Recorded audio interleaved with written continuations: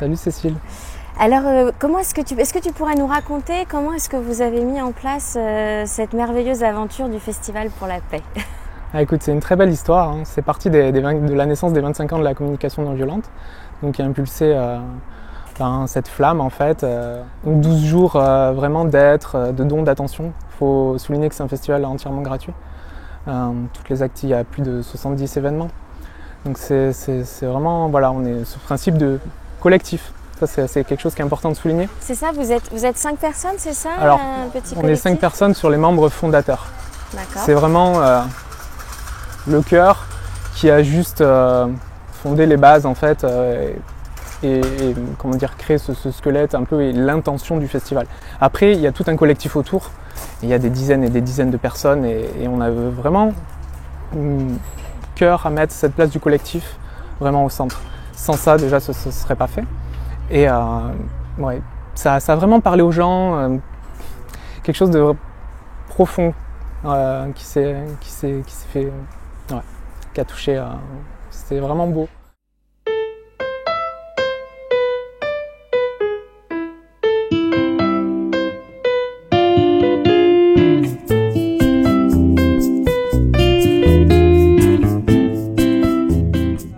Je me suis lancée dans l'aventure parce que ça fait ça faisait un an que j'ai monté une association qui s'appelle Pour une éducation bienveillante, bien trait d'union veillante avec un grand V, j'y tiens parce que c'est de l'ordre de la conscience.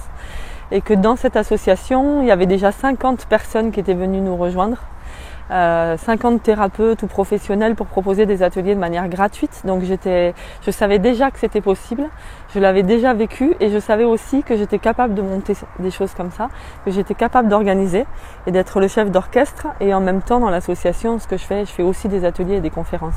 Mais là, c'était monté effectivement et au départ, c'était pas du tout prévu qu'il y ait 70 événements. Très clairement. Oui, parce que c'est un événement énorme au final. Énorme, 70. C'est fait très vite, en 2 mois je crois. Alors même moins de 2 mois.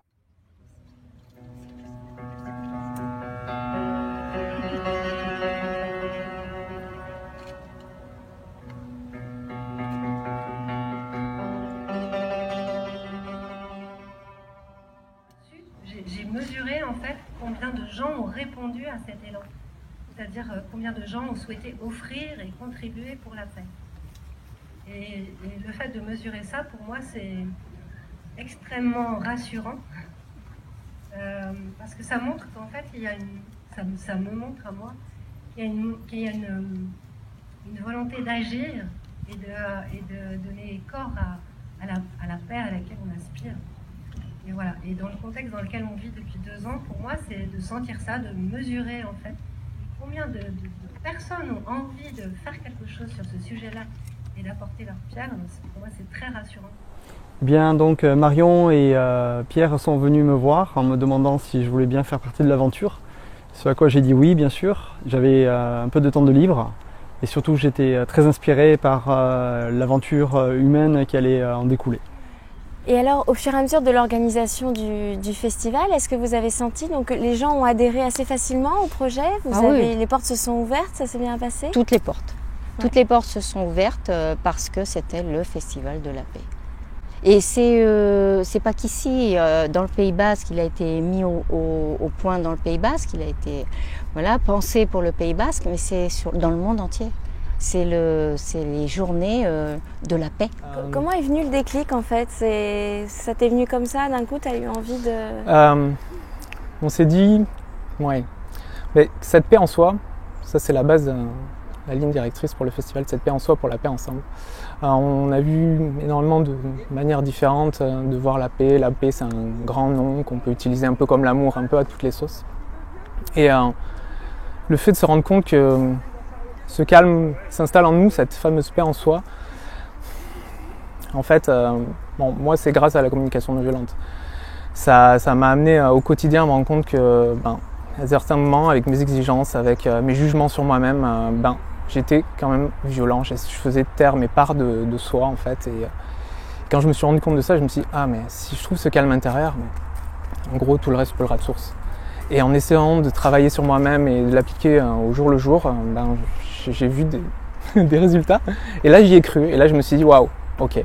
il faut entre guillemets lancer et ancrer un vrai nouveau paradigme en fait pour qu'on puisse vraiment travailler pour ce nouveau être en fait, ce nouveau être ensemble en fait.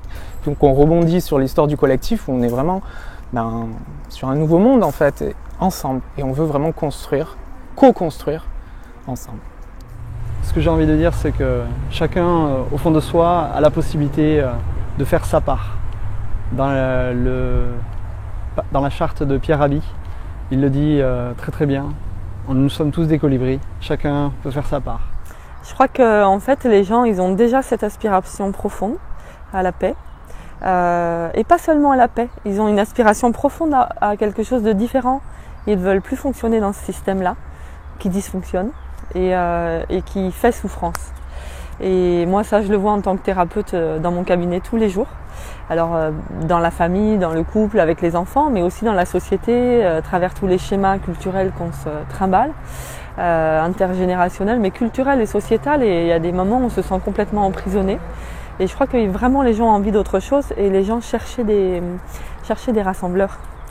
Et tous les gens qui viennent me voir pour remercier aujourd'hui, ils me disent, et ils nous disent, pas seulement à moi, parce que j'ai les échos des autres aussi, ils nous disent merci. Alors on dit merci quoi? Merci de nous avoir rassemblés.